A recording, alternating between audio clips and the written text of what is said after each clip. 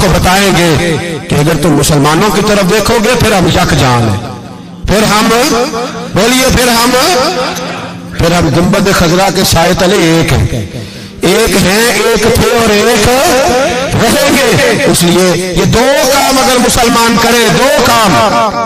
ٹھیک ہے اختلاف ہو گئے، بڑا کچھ ہو گیا، لیکن ان سے کہیں کہ جب تم آؤ گے تو پھر ہمیں علیحدہ نہیں پاؤ گے، پھر ہمیں تم اکٹھے پاؤ گے، اکٹھے میدان میں نکلیں گے۔ اور کوئی اتنی لمبی چوڑی بات نہیں، میں کیا کروں، میرا تو آئیڈیل بنتا جا رہا ہے طیب اردگان۔ عجیب بات ہے نا کہ اس کے پاس ایٹمی طاقت آپ سے کمزور ہے، آپ کی تگڑی ہے، اس کے پاس جو فوجی طاقتیں ہیں وہ اپنی جگہ پر آپ کی فوجی طاقتوں کا لوہا مانتی ہے دنیا، لیکن پھر مجھے کہنے دو نا، میدان میں بندہ ایٹمی طاقت سے نہیں لڑتا، ایمان کی قوت سے لڑتا ہے۔ اور بول اٹھا ہے نا، کیا کر رہی ہے اس نے اپنی پارلیمنٹ سے خطاب کیا ہے، مطالبہ ہے، علماء سے گزارش ہے، مشائخ سے گزارش ہے، ہر مکتبہ فکر کے آدمی سے گزارش ہے، علماء اور سیاستدانوں سے اپیل ہے کہ پارلیمنٹ کا مشترکہ اجلاس بلائیں، مشترکہ، اس میں ہر سیاسی جماعت کا لیڈر بیٹھے اور اکٹھے بیٹھ کے ان کو یہ میسج دیں کہ بازو تیرا توحید کی قوت سے قوی ہے، اسلام تیرا دیش ہے، تو مصطفی، اور ان کو بتائیں کہ ہزاروں قومیں وجود میں آئیں، دہر میں خشک و تر کے رشتے سے ہم نے بنیاد دوستی رکھی، یاد خیر البشر کے رشتے سے۔ مسلمان نہیں ہوتا۔ صلاح الدین ایوبی اپنے خیمے میں بیٹھے ہیں تو ایک بی بی آ گئی، اس قبیلے کا کوئی شخص مسلمان نہیں ہوتا، بی بی آئی، آگے کہنے لگی میرے 4 بیٹے جنگ میں کھو گئے، چھوٹے چھوٹے بچے جنگ میں کھو گئے، مل نہیں رہے، فوجیوں کو حکم دے مجھے میرے بچے تلاش کر کے دیں۔ صلاح الدین ایوبی نے جھٹ پٹ سر پہ امامہ باندھا، نیزہ پکڑا، سینے بند باندھا، اپنے جبے کو سمیٹا اور باہر کہنے لگی تو کدھر جا رہا ہے؟ کہنے لگا میں خود تیرے بچے تلاش کر کے دوں گا۔ صلاح الدین چند سپاہی ساتھ گلی گلی نکلے، گلی گلی، فجر کے نکلے، اثر ہو گئی، تھک گئے، 2 نمازیں صحرا میں پڑھی، جنگل کے اندر پہنچے تو ایک کونے میں 4 بچے ایک جگہ ڈرے اور سہمے ہوئے بیٹھے ملے، صلاح الدین ایوبی اٹھا کے لائے، ماں کو کہنے لگے تیرے بچے ہیں، نکلا اس لیے تھا کہ میرے نبی نے فرمایا بچے جدا ہوں تو ماں کو درد بڑا ہوتا ہے، اور میرے رسول نے فرمایا تھا جب جنگ کرنے جاؤ تو کھیت برباد نہ کرنا، فصلیں تباہ نہ کرنا، بچوں کو ماں سے جدا نہ کرنا۔ فرمایا میں سوچ رہا تھا تیرے بچے کہیں میری وجہ سے جدا ہو گئے تو مصطفیٰ کو جواب کیا دینا؟ فرمایا تیرے بچے ڈھونڈ کے لایا ہوں۔ بچے ماں کے پاس آنے لگے تو ماں نے بڑے بیٹے کے منہ پہ تھپڑ مارا،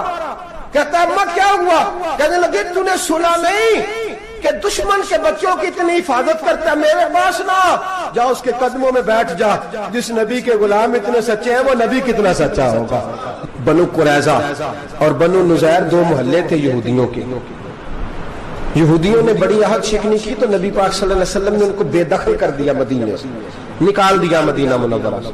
یہودی نکل گئے مدینہ طیبہ سے، تو جب وہ نکل کے جا رہے تھے تو ان کے مکان، ان کے باغ، ان کی جائیدادیں بچ گئیں۔ نبی پاک علیہ السلام نے انصار مدینہ کو پہلے بلایا، جاگ رہے ہیں نا آپ لوگ، پیسے آتے کسی کو برے لگتے ہیں، اب تو یہ بھی حلال حرام کی تمیز بھی اٹھتی جا رہی ہے، جائیداد، باغ، مال، علاقہ خالی ہوا ہے، وہ چلے گئے، لوگ تو ڈھونڈتے پھرتے ہیں۔ اللہ خیر فرمائے، شاملہ ہر جگہ ملتی نہیں اب شہروں میں، وہ کس کس نے نام کرا لی، کدھر گئی ہے کوئی خبر ہی نہیں، خالی جگہ پڑی ہے۔ میرے نبی پاک علیہ السلام نے پہلے انصار مدینہ کو بلایا، حضور نے فرمایا انصاریوں بہت بڑی جائیدادیں یہودیوں کی، بنو نذیر اور بنو قریظہ محلے خالی ہو گئے، میرا دل کرتا ہے وہ تمہیں دے دوں، اس لیے کہ تم نے اپنے مہاجر بھائیوں کے ساتھ بڑا تعاون کیا، جائیدادیں تم نے دے دی ہیں، مکانات دے دیے ہیں، بڑا کچھ تم نے دیا ہے، میرا دل کرتا ہے وہ تمہارے نام کر دوں۔ تو انصار مدینہ کیا کہنے لگے یا رسول اللہ دے تو ہم نے دیا ہے پر وہ بیچارے جھچکتے ہی رہتے ہیں، وہ جھچکتے ہی رہتے ہیں، کھل کے ہماری چیزیں استعمال نہیں کرتے، تو حضور ہم تو پہلے ہی انصار ہیں، ہمارے پاس بڑا کچھ ہے، آپ مہربانی فرمائیں وہ سارا کچھ مہاجروں کو دے دے، مہاجرین کو ہمیں نہیں چاہیے۔ اب چلے گئے بات کر کے، میرے حبیب پاک نے مہاجروں کو بلا لیا، فرمایا بنو نذیر اور بنو قریظہ قبیلے کی جائیدادیں آئی ہیں، تمہارے پاس بظاہر جو چیزیں ہیں بھی وہ بھی انصار مدینہ کی ہیں، تو میرا یہ خیال ہے کہ وہ سارا کچھ تمہیں دے دیا جائے۔ ابو بکر صدیق رضی اللہ تعالیٰ عنہ کہنے لگے یا رسول اللہ صلی اللہ علیہ وسلم ہمارے انصار بھائیوں نے ہمارے لیے دل تک کھول دیے ہیں حضور، انہوں نے ہر چیز بانٹ کے ہمارے سامنے رکھ دی ہے، ہم اتنے خرد غرض ہیں کہ سارا کچھ لپیٹ جائیں۔ کہ حضور ہمارے پاس جو مکان ہے وہ ہے، ہم کاروبار کر رہے ہیں، تجارتیں کر رہے ہیں، مزدوریاں کر رہے ہیں، ہم انشاءاللہ اور بنا دیں گے، آپ یہ ہماری طرف سے ہمارے انصار بھائیوں کو گفٹ کر دیں، آپ انہیں دے دیں۔ میرے حبیب کی آنکھوں میں آنسو آ گئے، میرے نبی پاک علیہ السلام رو پڑے، یا رسول اللہ کیوں روتے ہیں؟ فرمایا تمہارا یہ بھائی چارہ قائم رہا تو اللہ اسلام کو بڑی قوتیں عطا فرمائے گا، اللہ طاقتیں دے گا اسلام کو، اگر تمہارا یہ رنگ قائم رہا، یہ انداز، میرے غلاموں تمہارے یہ طور طریقے، ایک بھائی کہتا ہے دوسرے کو، دوسرا کہتا ہے تیسرے کو۔ مسلمانوں کی نا ایک تعداد لڑتے لڑتے لڑتے لڑتے دور چلے گئی، تاتاریوں نے قید کر لیا، 4 مسلمان تھے، تبلیغ کرنے گئے، جنگ کرنے گئے، جہاد کرتے کرتے کافروں سے لڑتے لڑتے تاتاری قوم میں چلے گئے، وہاں قید کر لیے گئے تو سزائے موت کا حکم ہوا، 4 بزرگ تھے، سزائے موت کا حکم ہوا تو تاتاری بادشاہ جو تھا وہ بڑا خلاف تھا، بڑا سخت مخالف تھا مسلمانوں کے، اس نے کہا کہ ان کو جب پھانسی دینا نا مسلمانوں کو تو میرے سامنے دینا۔ اب 4 عالم ہیں، 4 صوفی ہیں، سفید داڑیاں، سر پہ امامے، پھانسی کا وقت آیا تو جو پھانسی گھاٹ ہے وہ ایک ہے، چاروں کو کٹھے پھانسی نہیں ہو سکتی، ایک کو کہا کہ ایک ایک کر کے ان کو پھانسی دو۔ جب پھانسی کا وقت آیا نا تو جو سب سے پیچھے صوفی تھے وہ دوڑ کے آگے آئے، کہنے لگے بادشاہ پہلی باری میری لگا، پہلی۔ اب بادشاہ نے کہا ٹھیک ہے اسے لٹکا دو، وہ قریب آئے تو دوسرے دوڑ آئے، کہنے لگے نہیں نہیں پہلی باری میں نے زیادہ کافر قتل کیے، میرا بڑا جرم ہے، مجھے پہلے سزا دو۔ ان کو پھانسی دینے لگے تو تیسرے آ گئے، کہنے لگے نہیں یہ تو میرا قتل کرتا تھا، رستے میں بتایا کرتا تھا، ڈھونڈ کے میں بتلاتا تھا کہ یہاں زیادہ تعداد ہے، مجھے پہلے پھانسی دو۔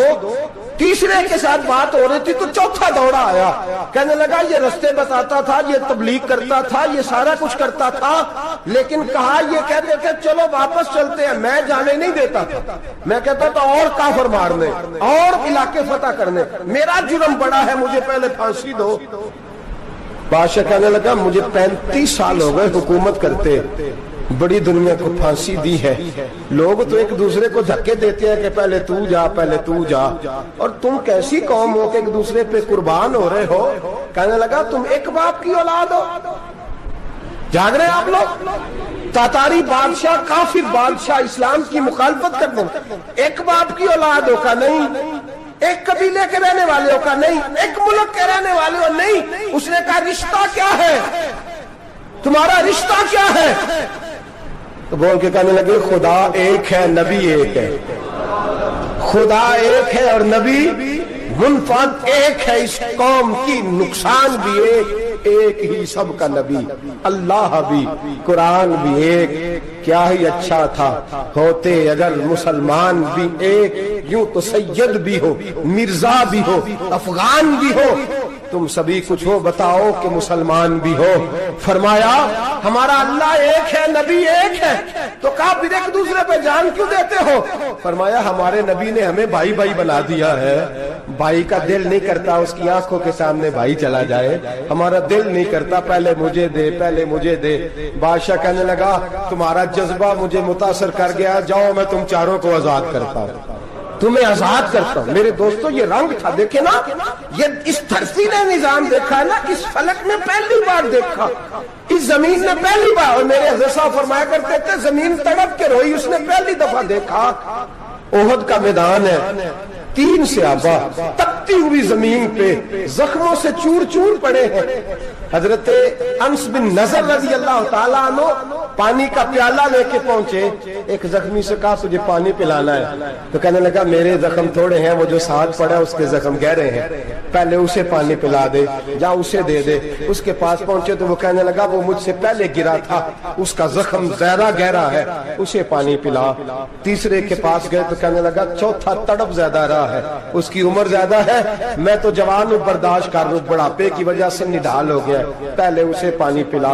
چوتھا کہنے لگا 5ویں کے پاس جا، 5واں کہنے لگا چھٹے کے پاس جا۔ حضرت انس بن نضر کہتے ہیں میں رو پڑا، میں نے کہا محمد کے غلاموں، رسول نے تمہیں کیسا جذبہ دے دیا ہے، زبانیں پیاس سے باہر ہے لیکن تمہاری اخوت مرتے دم تک قائم ہے۔ کہتے ہیں میں 7ویں کے پاس گیا تو کہنے لگا اگر 6 قربانی دے سکتے ہیں تو مجھے خود غرض نہ سمجھ، میں نے نہیں پانی پینا، جا پہلے کے پاس لے جا۔ کہتے ہیں میں پہلے کے پاس آیا تو روح پرواز کر گئی، دوسرے کے پاس آیا تو روح پرواز کر گئی، میں 7ویں تک آیا تو انتقال کر گئے۔ کہتے ہیں پانی کا پیالہ میں نے اٹھایا اور میں نے زمین پہ رکھا تو میں نے کہا پانی گوا رہنا، محمد کے غلام مر تو جاتے ہیں پر ایک دوسرے کا خیال بڑا رکھا کرتے ہیں، گوا رہنا یہ مر جایا کرتے لیکن ایک دوسرے کا درد۔ میرے دوستو لٹا ہوا برما، روتے ہوئے مسلمان، سسکیاں اور آہیں لیتی ہوئی مائیں پوچھتی ہیں اے